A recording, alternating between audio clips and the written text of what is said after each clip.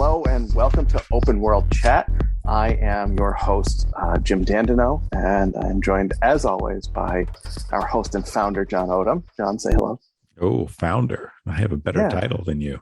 You get a better title than me. You put more work in, as you pointed out before we started recording. We are joined today by Nate Cosby. Nate is a seasoned comic book professional. He is an editor, a writer, a letterer, or am I remembering incorrectly? Absolutely not. No. No. Okay. I would never want a job that hard or thankless. Yeah. Who wants to do that? Jesus. The deadline crunch alone is enough to shave years off of your life. Anyway, we should have a letterer on sometime because I just want to know what motivates them. You know? I recommend Chris Eliopoulos. Okay. Well, if you want to hear some battle stories, my God, boy, oh boy, receiving like 12 pages of new lettering for a book that like has already been lettered 4 times, has to go out on a Friday. And oh, by the way, it's the best selling event Marvel series that they have like on any given day. Dan Slott is amazing, but like Dan Slott's lettering process, sometimes with Amazing Spider-Man, I worked in the office next to Steve Wacker and just hearing oh my God, new pages, and Joe Carmagna having to do everything all the way over again. Yeah. So I would never, letters are worth quadruple their weight in gold at all times. You know, I wonder if it's like, we all knew that like the guy in high school who was like the obsessive guitar player, and they must be sitting in their closet every day going, doing their hammer downs and everything. I wonder if the urge to letter is like the same thing, there's the guy in high school and he's in the closet and he's like practicing smaller and smaller little fonts, It's more like the basis, right? I don't know if you guys have watched Get Back, but like George Harrison was always the guy that like, I got these ideas, but mainly my job is opening. I'm sorry, I'm stepping all over the introduction here, and now we're talking about something completely different. I saw, yeah. Sorry, you give me all letters. You're following up on my base, like, oh. You're just reinforcing my seasoned comic book professional because you know this process inside and out. And now we are talking today about Alter Ego, your new book with Jacob Edgar. That is the Kickstarter is launching. I think the day that that we go live with this episode. So welcome and congratulations. I think in advance. Thank you for having me. I appreciate it. So Nate, tell me Alter Ego's origin story. Tell me the elevator pitch and tell me where you came up with it, because it's interesting. Yeah, I'd worked at Marvel Comics for like several years, and then kind of by the time I was ready to move on to other stuff, I was probably feeling like I had my fill of superhero stories for that time. Going from like age 0 to 20 something, it's like, okay, like let me go find some other stuff. And so, Sword and Sandal and other adventure kind of series and spy stories. And so I kind of just like let my superhero love just kind of lay fallow for a while. And I guess maybe that was the reason that like something kind of started bouncing around in my brain when I started thinking about, because, obviously I left Marvel right around the time that like Marvel Studios became what they were. Iron Man and Iron Man 2 had come out, but like Captain America had not yet come out and that kind of stuff. And so once it became like superheroes started to take over every genre basically, and certainly the entire movie industry, superheroes were just out there. And so I just kind of okay, but so like what would a superhero actually do? It's like, why would a superhero actually want to do what they're doing? And I guess the first place I came at it from was like, well, it's somebody that wants to help, right? Like fundamentally, it's somebody that wants to like put themselves out there. They feel so strongly and passionate about helping others that they're willing to throw on a cape and a mask and go out and jump around, whether they have the capabilities or powers or not. And I started thinking like, well, what if that person didn't have control of turning that off at the end of the day? What if you spent all day jumping around like Superman or Spider-Man or whatever, and at the end of the day, you have a meal? Like, do you chill out? Do you just like, oh boy, that was, let me have a beer. Like that was something like, or would you be an obsessive about it and want to like, okay, I had my coffee, I fed my dogs. Now let's put on my other alias and go out there and fight crime in a different kind of way. And so that was just sort of the germ of the idea I had. I kind of kept it tucked away for a few years working on other things. But then Jacob and we'd worked on a Western before called Fantastic Bandits, and we were ready to work on something new. And I think he was itching to do some kind of like real superhero-y kind of thing. He'd been able to do a Batman short story for the radio adaptation series. And he was posting the Superman and Batman one-pagers that he was creating on his own. And so that kind of like, I reached out to him and said, like, I got this one superhero idea, literally one. If you're interested in that, we'll do this one. If you don't, we'll move on to something else. And he really liked it. And so we developed it together and figured out, the setting and the character and all that kind of stuff. And it was really the first time I had done some superhero world building for something that I'd written. I've edited thousands of superhero comics at this point, but this is the first one that's like really personal and that I wanted to tell on my own or tell along with Jacob. So he's a workaholic. Yeah, not Jacob, absolutely. Your main character. Yeah. Ace Adams. Yeah. Ace Adams he's a Hollywood stuntman who just doesn't sleep, and that was something that I really understood. I personalized it because like when I first started working in comics, I got hired at Marvel Comics at the same time I was writing scripts for the rebooted version of Electric Company for PBS, for the PBS workshop. So I was spending all my time, like I was showing up like super early in the morning to work at Marvel. I would sometimes work until like 7 or 8 o'clock at night, go home, run, eat, and then like write scripts until about 4:30 in the morning. And then, get like 2.5 hours of sleep and then start the cycle all over again. So that's kind of where I approach this, where it's like Ace Adams is this stuntman and he spends, like when he's not throwing himself off of cliffs or like crashing planes or cars on purpose, he when called for, he throws on a cape and a bright tunic and calls himself Whiz Bang, and like he's kind of like got this powers of Golden Age Superman where he can jump but not fly. He's relatively invulnerable, but you hit him hard enough or shoot him enough and like that hurts. So like, and he does that all day, and he kisses the babies and he shakes the politicians' hands and he signs all the autographs. And then he goes home, feeds his dogs, and then gets into his big cape and cowl, calls himself the Black Dog, and growls his way through the night, scaring the hell out of criminals. And so, like, the interesting element of it for me was like, and the thing that Jacob and I, like, when we figured this out, like it really cracked it, is that it's not just that he's a workaholic; he's also a frustrated actor. It's like he's a stuntman because he couldn't get a job as a star. And so he not only wants to help, but he sees the opportunity for these two different aliases as performances, as roles. It's like he's got, like, he changes the way his shoulders are, like they're back when he's Whiz Bang, he's hunched over.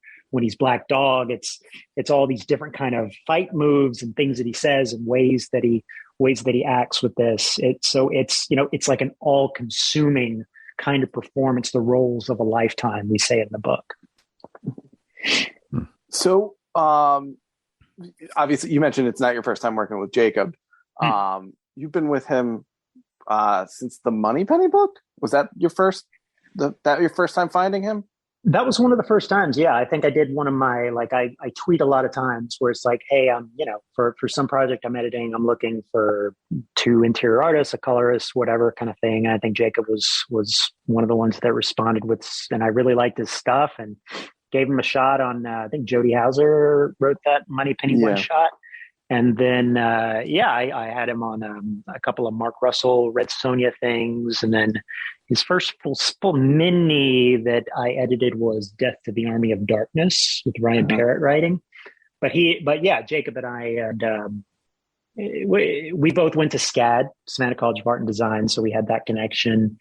And we just kind of liked the collaboration. We kind of had the same touchstones of love of different pop culture things, some superhero, but then I mean, the biggest reason that we love Alter Ego is because it's our shared love of classic movies. You know, it's like I burn out my TCM app just like constantly. Like if I like either watching a full old movie I'd never heard of, or just like they have the little clips that where you can watch just like 4-minute sections of, you know, Anchors Away or New York, New York. I was watching this movie I'd never heard. It's a Marlon Brando movie called Sayonara that I'd never heard of until last night. It's amazing. It's a movie from the 50s about military people during the Korean War, falling in love with Korean women, but at the time the military was not supposed to do that, and so it was just like this really it's of its time, certainly, but it's a surprisingly progressive kind of story that from the 50s that I'd never heard of. It's like I love those kinds of the kind of vibe of an old school movie where it's just like, even whether it's like a big adventure serial, Adventures of Robin Hood or Third Man, there's just kind of like that, let's put on a show kind of energy to old movies that you don't always feel. There's like almost an ironic detachment sometimes with newer movies. I love newer movies, don't get me wrong, but there's just something cool about like literally popping some popcorn, turning the lights out and watching an old movie. So, yes. So what is Jacob doing here that he couldn't do when you first started working with him? Man, I mean, take anything that I threw at him. He's one of those guys where it's like the energy was there, the vibrancy, the hunger to make everything work. I just think that he was I noticed like when I first started working with him, there were these tiny little peccadillos that he didn't quite have figured out. That every artist is trying to find their form. But like, you know, like whatever, like he'd struggle with a nose, or like I'd ask for like a guy to be smoking a cigarette and the perspective wasn't quite working right. Or like if I'd have like an over the shoulder shot with like a glance over, and that was kind of he would maybe do a thing and then I would push him to go further. And he ate that up. You know, it's like, that's why I love collaborating with certain artists where it's like, they're hungry to like, I don't know, like either take the experience that I have or just hear my perspective. And because, you know, oftentimes artists are working in a vacuum. They're working at their houses or in a studio by themselves. It's them and the page and their pencil. And so to have people I try to not give the note of like, oh, that sucks, or, oh, that's good. I try to let people know that like, here's what I think is good and what I think could have some work. You know, I pick my battles. I don't try to terraform every single page, but I try to give honest feedback, especially with some people that are like learning their craft, trying to figure out their world. Jacob is there now. I mean, I always love artists that I grew up with, like Mike Wieringo, where like you look at his early stuff and it's good, but you can tell that he wasn't quite sure what his style was. And there was a time that locked in right around the time, I guess maybe he was working with Wade on Flash, around the time that they created Impulse together, and then definitely into Fantastic Four, when you could tell that he knew what his figures looked like. He knew how to draw his version of a hand, his nose, his background people. And once he unlocked that, once he cracked that, you could see him experimenting with where he put his camera. You know, it's like he was doing over the head shots. He was doing bird's eye view, worm's eye view, all sorts of things that like he didn't seem like he had the confidence to do, but then he did.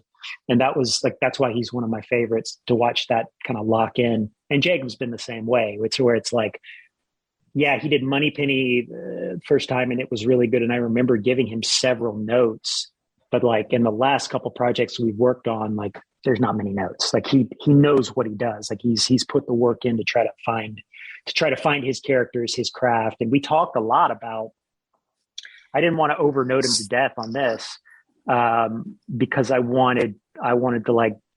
encouraged him to like find his own way and that kind of thing. We talked about our influences with this project. Like we talked a lot about Darwin Cook and the different kinds of stories that he told, like the humongous widescreens of DC, The New Frontier, and then the cramped noir tinge stuff of his work with Brubaker on Catwoman.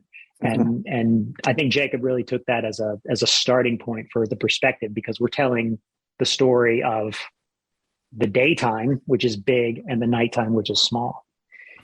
That just makes me think, you commented that alter ego is all about what it means to be a hero. And of course, people, there's a, I don't know if it's fair to say a schism, but there are different opinions in comics among superhero fans. You got that classic dichotomy between the sort of, dark vigilante, Batman style and the hero of the light, the Superman, Batman classic. But that dichotomy it's gotten so extreme among so many fans. You wonder if they're looking at the same thing. And you're asking that question in this interesting combination. Is that, are you going to be mining? How are you going to mine that, I guess? It's, it's absolutely what was in my mind. It's like, I have a deep love of both Superman and Batman. When people ask me who my favorite superhero is, it's like, I guess Superman, but it's like, I can't say Superman without Batman, because like Batman was a response to Superman, right? Like Siegel Schuster come out with that, and then Finger and Kane, I don't know if it was a year, less than a year. It was like, oh, a costume guy that's doing stuff. Oh, well, what if we have a costume guy like this? And then Captain Marvel obviously came after that. But it's like, to me, it's even like some of the darkest kind of brooding vigilante kind of stuff, your Punishers, whoever, like there is a desire to help, it's like there's vengeance, but it's also like to stop something or to help someone or that kind of thing. And so I'm approaching it from a method standpoint. It's like there's this one guy and he wants to help everybody. And he knows he can't actually help everybody, but that's not going to stop him from trying.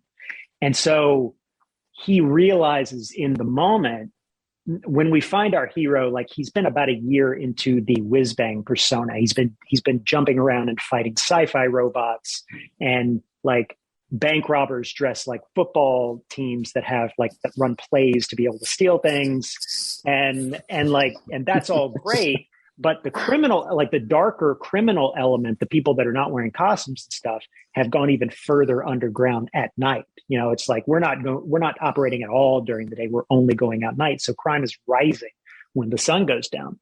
Well, that doesn't mean he's being effective. He's actually hurting people that are out at night. It's not safe to go out in Hollywood at night.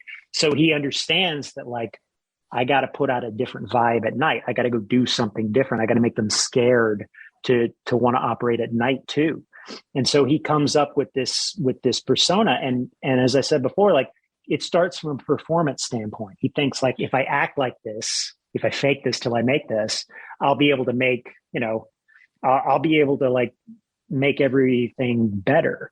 But he finds out that like you kind of, it's not just a performance. Like it actually becomes when you pretend to be this dark figure. Like Black Dog is based on like British folklore of like like from the Hound of Baskervilles from Sherlock Holmes. It's like he's a spirit, he's a dog, he's an angry mongrel that attacks at night, and he's pretending to be that every night. And like when you pretend to be that, when you pretend like you're going to like take somebody's soul or like chew on them, he's not actually doing that. He's just a guy. But like when you pretend like that, you kind of get high on your own supply to an extent, and you kind of give yourself over to the darkness. And so he's going to find as he goes along that it's a tricky balance to spend all that time being that dark guy, and then all the time during the day being this bright, sunny dude. And then, oh, by the way, trying to have a life when he's not doing either. And so there's a lot of questions about identity and like when you spend all of your time pretending to be these two completely different people, who are you? It's like, so he's gonna ask the questions of those brooding characters, but he's also going to try to remember that he started from a place of light and that he wanted to do it this way, but he understands that there's certain lines that he may have to cross. And at the end of the day, I don't want to spoil the story, but he needs help. He needs assistance. He needs family. He needs a support group to be able to get him through this journey that he's going on, because you can't do it alone, no matter how talented you are. Yeah. I was going to say, it sounds like he might need therapy too. This is like a recipe for bipolar disorder. Yeah. So the Ace's story sounds fascinating, and I'm very into it, and I want to keep discussing that. But you hooked me on bank robbers who run football plays to steal things. Does the setting enable you to be a little bit more silly with the villains? Because like nobody does that anymore in comics, right? Nobody runs themed heists, really. Yeah, it became, as I said earlier, that idea of like the old school movie, let's put on a show thing. Like we wanted to build, what we're building is like, we're starting from the place of like a 1940s Hollywood, like the studio system, glitz and glamour, movie stars, difficult directors, and that kind of thing, just churning out films. But I don't know, like you could say that like I was sort of inspired by like Bridgerton that came out last year. There was another Netflix show called Hollywood that was, that I wasn't 100% on board with, but I like the vibe sometimes. We're taking the trappings of the era, but we're kind of blowing it up and telling like a historical fiction because it's more fun that way. So what we're building is basically like a Disney World of Hollywood, where like entire studios have taken over these giant chunks of land, where it's like you've got a noir neighborhood, you've got a Western neighborhood, you've got a sci-fi neighborhood. You're also inviting all different cultures and races to come and do their kinds of films. Japanese, Nigerian, there's a whole Bollywood land going on. We wanted to have it be like, start from like a really fun, diverse kind of place, have a humongous playground, and then, oh, by the way, superheroes and supervillains are also sprouting out of that. And a lot of the supervillains especially are going to be similar to Ace in that they tried to make it big and they couldn't. And so there's a lot of I'll show them all kind of energy coming out of everybody. I'll like, oh, me and my, I ran planes in the war. So what I'm going to do now, like I tried to become like the greatest stunt coordinator, like do like a Howard Hawks epic. Oh, they won't fund me. Fine. I'll go rob them all and I'll never land. There's a guy like I haven't discussed this publicly, but in our second chapter, there's a guy named Sky God, and he named himself that, and he literally never lands. He flies around Hollywood with his sidekicks, the Flyboys, and he lets them dip down and rob everybody at night, but he refuses to land.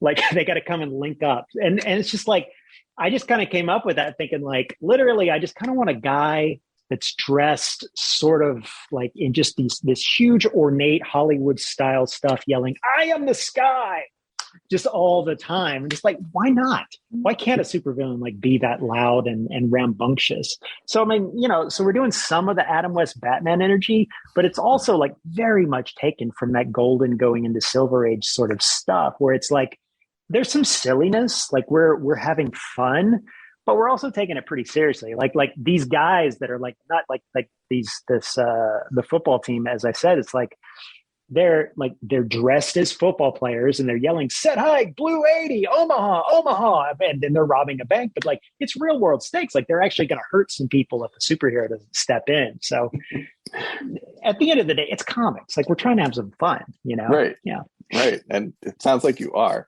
Yeah.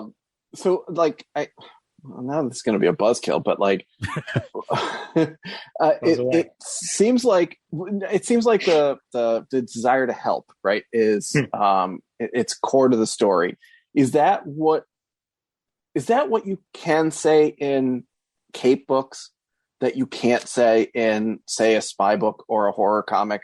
What is it that you're doing or that you're able to do working in superheroes now that you weren't able to do doing the Gumroad Western, right? Well, I mean, I think the fact that like when you put on a costume and a mask and a cape and you jump around, like you are signaling, "Hey, I'm here to help."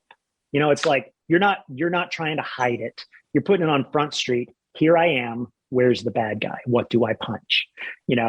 A spy story, like when you try to go to different genres, I edit James Bond. I've edited a lot of James Bond stuff and I'm writing a James Bond thing right now, actually. But it's like, Yeah, he's trying to help, but like a spy, traditionally a spy is kind of handled like a weapon, you know, and a weapon doesn't necessarily have morals. A weapon does what a weapon is told or wielded to do. With a Western, you know, like I think I've now written a couple Westerns, Fantastic Bandits, and I did Cowboy with Chris Eliopoulos. And, you know, I love the moral ambiguity that comes with that. Everybody's wearing a hat. Everybody's got mud on their boots. Everything's kind of messy. And what are we, you know, like who did what? You done me wrong. I'm going to get back at you. Give me my money, that kind of thing. It's a little murkier and, you know, superheroes, I don't know.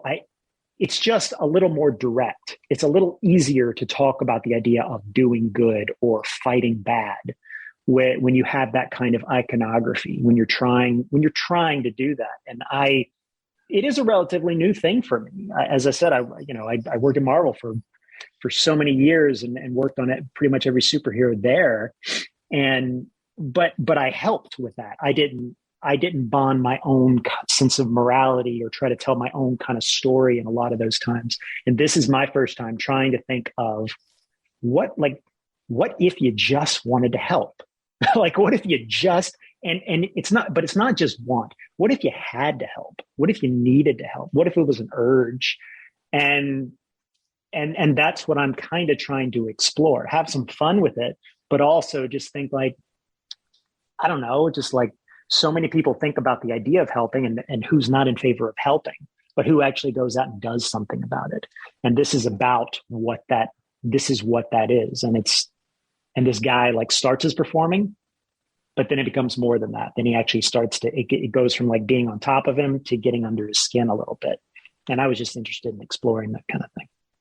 You know, you mentioned Cowboy, and it was making me think there's a parallel in a sense in the setting. You were talking about the sort of light, sort of frothy goofiness, the football team and everything, but then with the serious stakes back there. And in Cowboy, that's right there with the art style. You know, light looks like, you know, Peanuts. Who said it was Charles Schultz meets Frank Miller, which didn't quite seem fair, but or right. Kurt Busiek, yeah. Okay. Anyways, but it sounds like in a sense you're doing the same sort of thing here, just in a different way. Does that you know, here's this look, here's serious stakes, here's this look, here's serious stakes. Is that just a juxtaposition you like, or is that just the way it worked out? Yeah, it's always something that I'm interested in. You know, it's like I like taking the expectations of a certain like genre or art style, and then I don't even know if sneaking is the right word, but I like to like attach it to this deeper thing. I've always read superheroes, especially like that way. Like there's always a sense of like daring do adventure stuff, but it's always like, yeah, but you're actually like, this is for, I mean, you can look at that, the very first Superman story ever, where he's, you know, punching politicians and trying to save a woman for being electrocuted, like trying to get the governor on the phone and things like that. It's like, these are serious things with a silly dude in a, you know, and dressed kind of like a circus performer. But you know, like with Cowboy, I only ever wanted Chris to draw that. And I remember turning in the first scripts, and, you know, he and I wrote it for him first, and he drew the first, like, I don't know, 25 pages. And then I started writing more of the script and sending it to our publisher by that point. And our publisher was like, I'll be honest, like, if you had just sent these scripts first, like, I would have thought that you were like drawing for like Gabriel Hardman. You know, it's like somebody like, or, you know, like somebody scratchy, like visceral, kind of like serious. And that was the point. That's what I was trying to say with that, where it's like, that's a 10-year-old who's decided to round up his entire outlaw family, you know, and that to me, like there's a version of that could have been done with an art style that's more quote unquote realistic.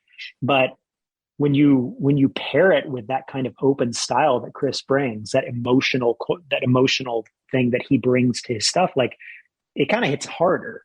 It's kind of why a Pixar movie can often mean a lot more to me than like a straight up, live action drama, where they're really trying to put the emotions, like really build those emotions into those high concepts and high genre things.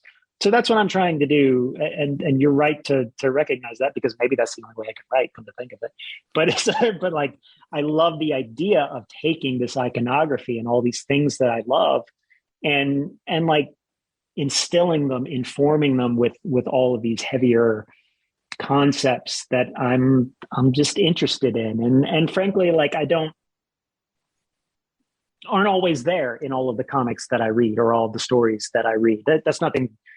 I love a story for story's sake, but there's some things that there's oftentimes that I find myself writing just because, like, I think this is something I'd want to read and I don't know where to get it. So I guess I'll just write it myself. And then I'll just, and maybe I'll forget it after a year and read it again. It's like, oh, good. Okay. So you've made comics pretty much every way possible, right? You've worked for Marvel, you've edited for Dynamite, you've self-published through Gumroad. Now you're going through Kickstarter. What's the best part about crowdfunding the book, and what is the part that scares the hell out of you? Yeah, so this is going to be my 5th Kickstarter. Right. I've done a few now, like I worked on Dragon with Saladiana and Dave Acosta, and I did Ed Brisson's book with Lissandro, and Blighter with Jeff Parker, Drew Moss, and then my own, the thing I wrote for Jennifer L. Meyer, Fight Bunny, The Effervescent Adventures of Fight Bunny. But the first couple times it scared the hell out of me. Like I didn't know what I was doing.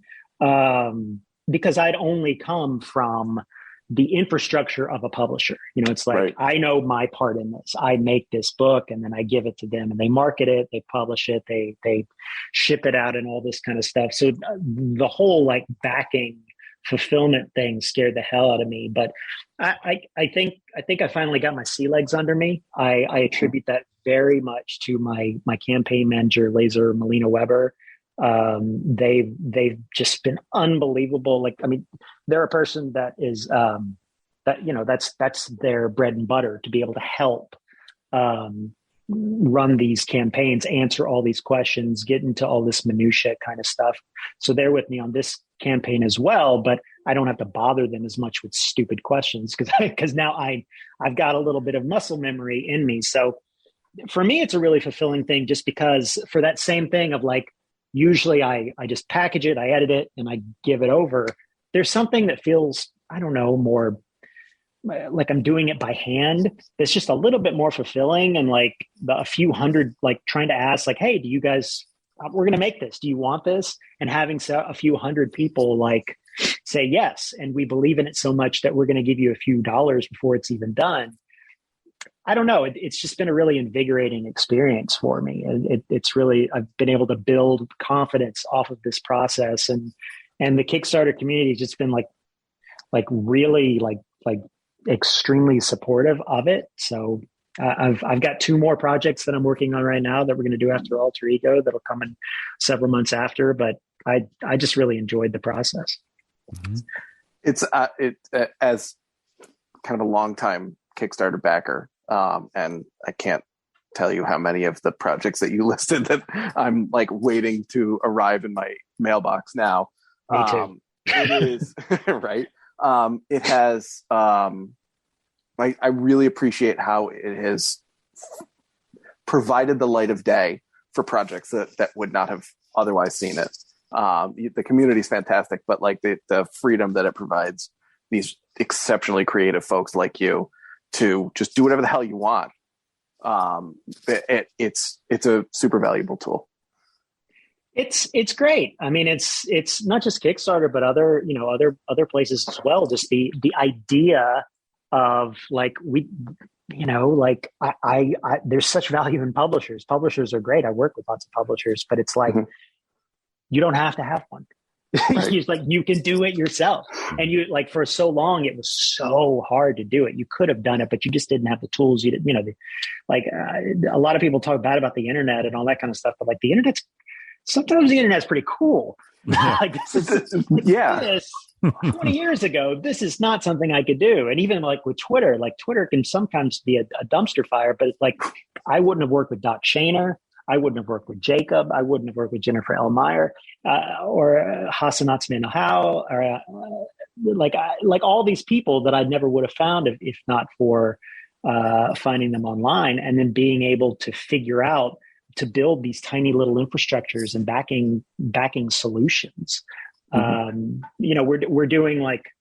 We're doing five alternate covers on this one book. And if you'd asked me to like figure out how to do alternate or variant covers myself, my nose would have started bleeding even like a year ago, let alone 5 years ago. Mm-hmm. So it's really, the process you got to put the work in, like you get out what you put in, but like, it's a really fulfilling, amazing process to be able to like put a book together, like with your creative team, and then send it out to people that really want it. It's thrilling. It's really fun.